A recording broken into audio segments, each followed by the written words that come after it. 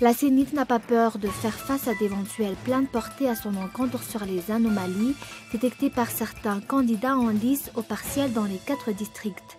Les bulletins douteux seront expédiés en Afrique du Sud.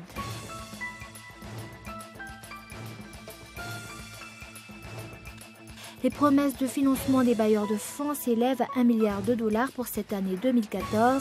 Il s'agit d'une aide budgétaire qui sera directement injectée dans le budget de l'État ou d'un projet-programme. Le président américain a réagi à l'assassinat de Steven Sotloff, revendiqué par les djihadistes de l'organisation de l'État islamique.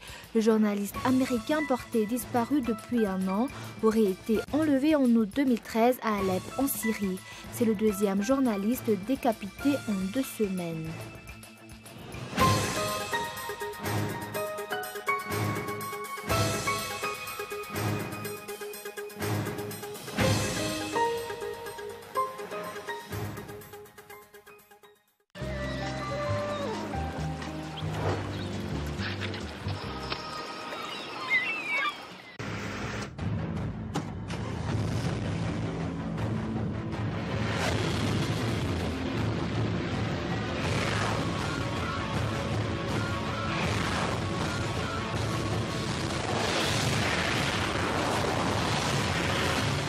Avec Premium by Jovena, roulez plus, dépensez moins. Puissance, fiabilité, confort, économie. Nouveau, taux de soufre réduit dans notre gasoil. Jovena, le plein d'énergie. Antananarivo sy ny manodidina Tropic Faya manoldrantsiky Tona Samgeza ao amin'ny Coliseum Antsontsobe ny alahady 7 septembre 2014 manomboka amin'ny 8 maraina afanainy Minas Black Nadia Bataka Joeme Jerry Marcos Warian Q Meiza THT March to the Freedom Lenji sponsor officiel Mancafi Boutique partenaire New Pizza média officiel Cool TV sponsor THB.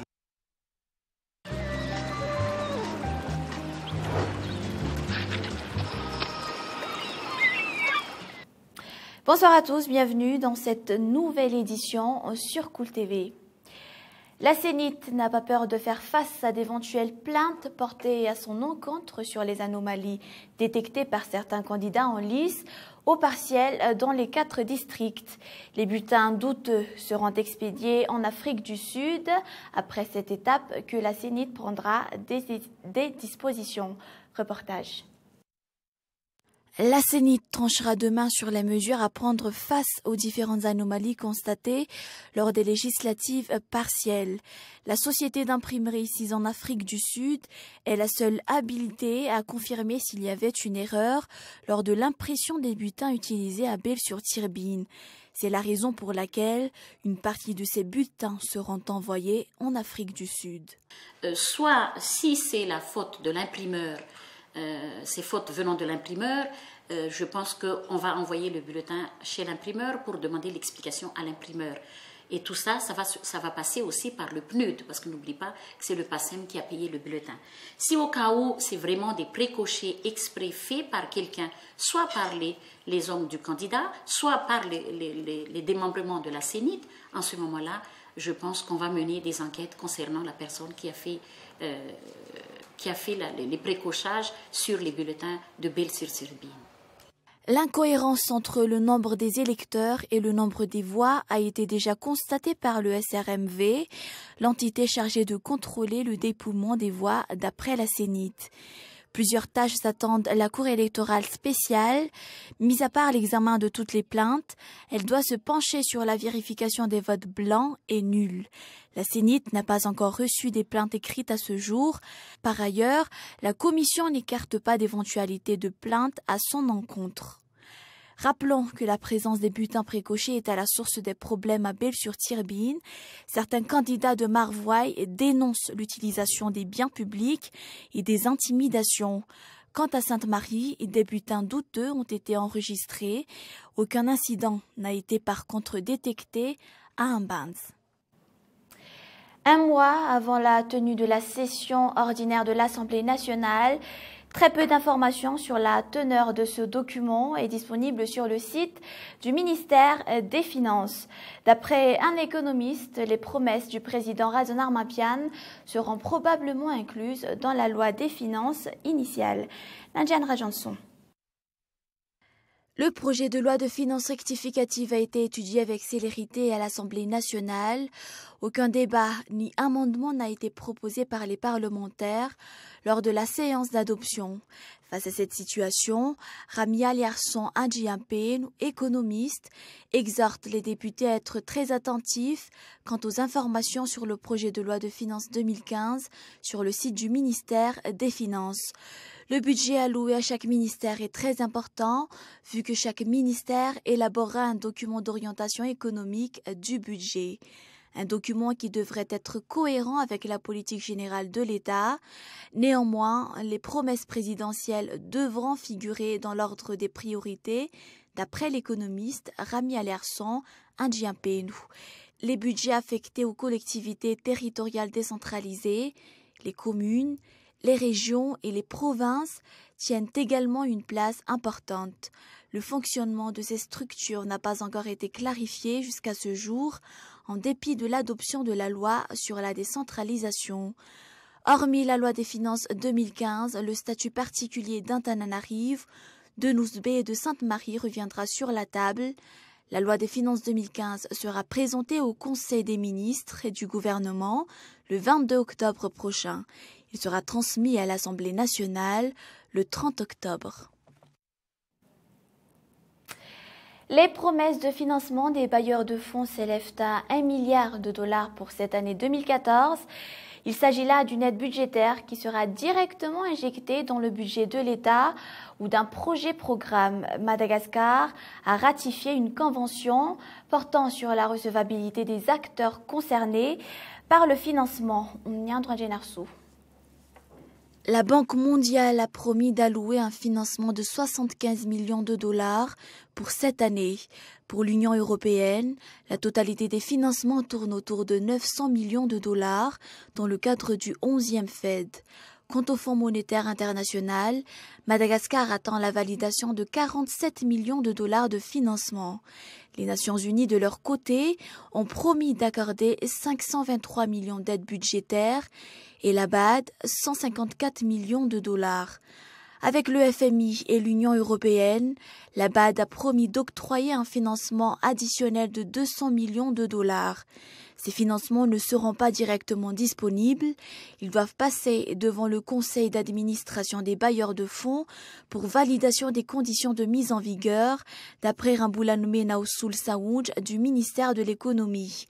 Pour Madagascar, l'affectation des aides budgétaires reste floue.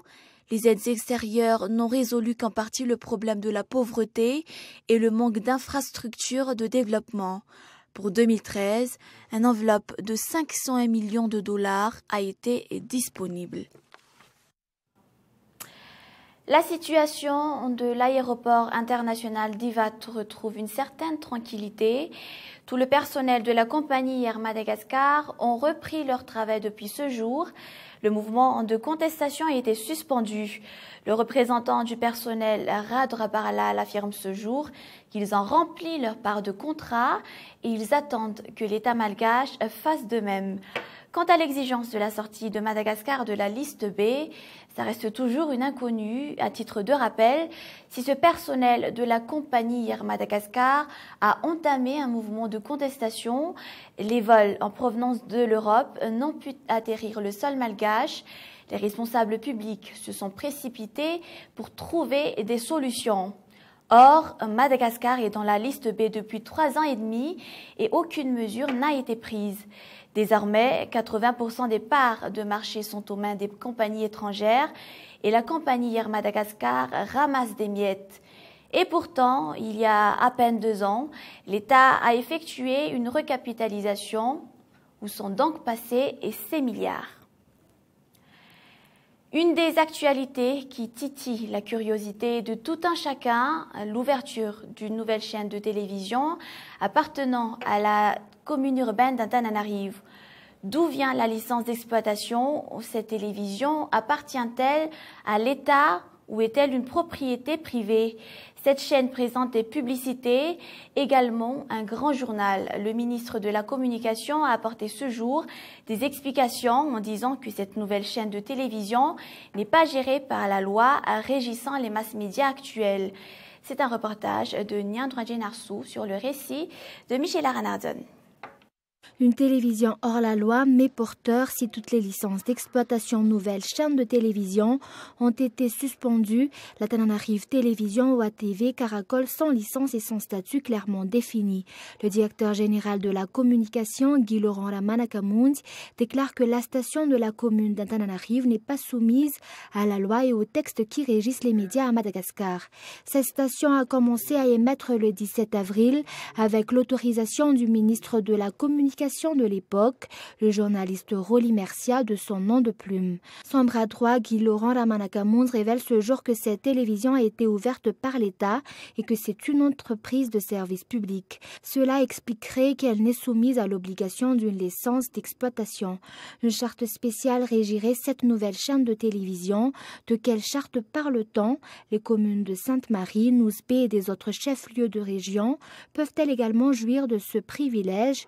Cette nouvelle chaîne ne diffusera que les actualités concernant la réhabilitation de la ville d'Antananarive, ajoute ce directeur. Des mesures seront prises si l'ATV ne suivra pas cette charte. Jusque-là, la nouvelle chaîne fonctionne comme toutes les chaînes privées de la ville. Elle diffuse des actualités politiques, des films, des publicités. On demande à voir si elle va payer des impôts ou dans quelle caisse atterriront les recettes publicitaires. En tout cas, le régime vient de s'offrir une belle niche financière. À titre de rappel, l'État a pris la décision de suspendre 80 licences d'exploitation le 21 juillet 2010, une suspension renforcée en 2013.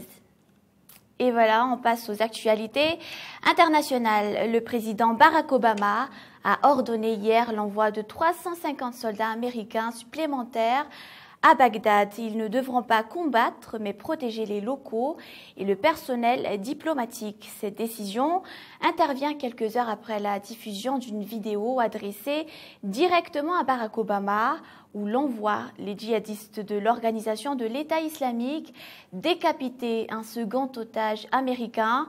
Le journaliste Steven Sotloff a enlevé en Syrie durant l'été 2013. C'est un reportage de France 24.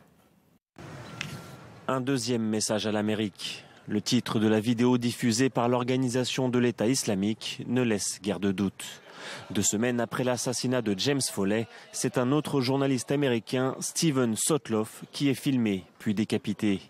Une vidéo que France 24 a décidé de ne pas diffuser. Notre gouvernement a déterminé de façon tragique que Steven nous a été enlevé par un acte horrible de violence. Et nous ne pouvons pas imaginer la souffrance que ressentent en ce moment tous ceux qui aimaient Steven. Le bourreau du journaliste de 31 ans s'exprime avec le même accent britannique que l'assassin de James Foley et menace directement le président américain. Impossible pour autant d'affirmer avec certitude qu'il s'agit bien de la même personne. Je suis de retour, Obama, et je suis de retour à cause de ta politique étrangère arrogante envers l'État islamique, à cause de ton insistance à bombarder Amerli et le barrage de Mossoul, malgré nos avertissements. Comme lors de sa dernière macabre mise en scène, l'organisation de l'État islamique montre ensuite un autre otage, le Britannique David Haines. Elle menace de l'assassiner à son tour si les États-Unis et ses alliés ne se désengagent pas d'Irak. C'est dégoûtant, révulsant, dégueulasse. Il y a un déchaînement de violence en Irak, en Syrie, qui vise des populations, qui vise les journalistes, parce que ces mouvements ne supportent pas le regard extérieur. Après la publication de la vidéo, la famille du journaliste a indiqué par la voix de son porte-parole être au courant de cette horrible tragédie et pleurer ce décès dans l'intimité. L'ouvrage de l'ex-première dame Valérie Trierweiler relatant sa vie à l'Élysée aux côtés de François Hollande sortira ce jeudi. Personne n'était dans la confidence, pas même François Hollande, qui aurait découvert l'existence de l'ouvrage intitulé « Merci pour ce moment » hier, soit 2 jours seulement avant sa sortie. L'ancienne première dame revient sur sa relation avec François Hollande et ses 18 mois passés à l'Élysée. À en croire les rares personnes qui ont pu lire le recueil de 320 pages, le président y est dépeint comme un homme froid, cynique et méprisant. C'est toujours un reportage de France 24. C'est de l'eau de rose qui tourne vinaigre. Dans un livre à paraître demain, l'ex-première dame Valérie Trierweiler distille des propos acides sur son ancien compagnon François Hollande. Et c'est son employeur Paris Match qui en livre quelques extraits. Des scènes de vie privée presque gênantes, comme ce 9 janvier 2014 au matin, une fois l'affaire Gaillet-Hollande connue. L'information Julie Gaillet est le premier titre des matinales. Je craque, je ne peux pas entendre ça. Je me précipite dans la salle de bain. Je saisis le petit sac en plastique qui contient des somnifères. François m'a suivi. Il tente de m'arracher le sac. Elle veut dormir, ne pas vivre les heures qui vont arriver. Tentative de suicide ou pas, la lecture de son livre à gros tirage le dira peut-être. L'auteur parlerait aussi d'un être froid, cynique, méprisant. De quoi gêner l'Élysée.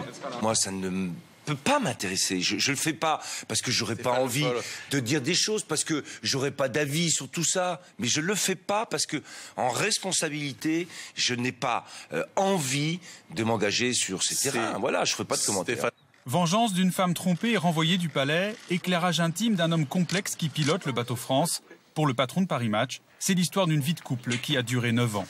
Elle raconte absolument toute la chronique d'un couple, avec depuis la rencontre, l'éblouissement de la rencontre, l'éloignement quand elle arrive à l'Élysée, entre elle et lui, et puis l'incroyable violence de la rupture, parce que c'est un couple passionnel. On a titré une passion ravageuse, mais c'est vrai que cette passion, elle est ravageuse. Après les rares confidences de Bernadette Chirac, les écrits de Cécilia Sarkozy des années plus tard, c'est la première fois qu'un livre détaille l'intimité d'un président en exercice. Et comme à chaque fois, un petit rappel de programme juste avant de vous quitter.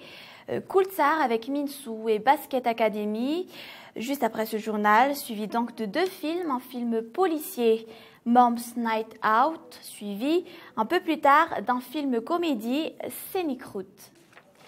Et c'est la fin de ce journal. Merci de nous avoir suivis. Excellente suite de programmes à toutes et à tous sur Cool TV. Au revoir.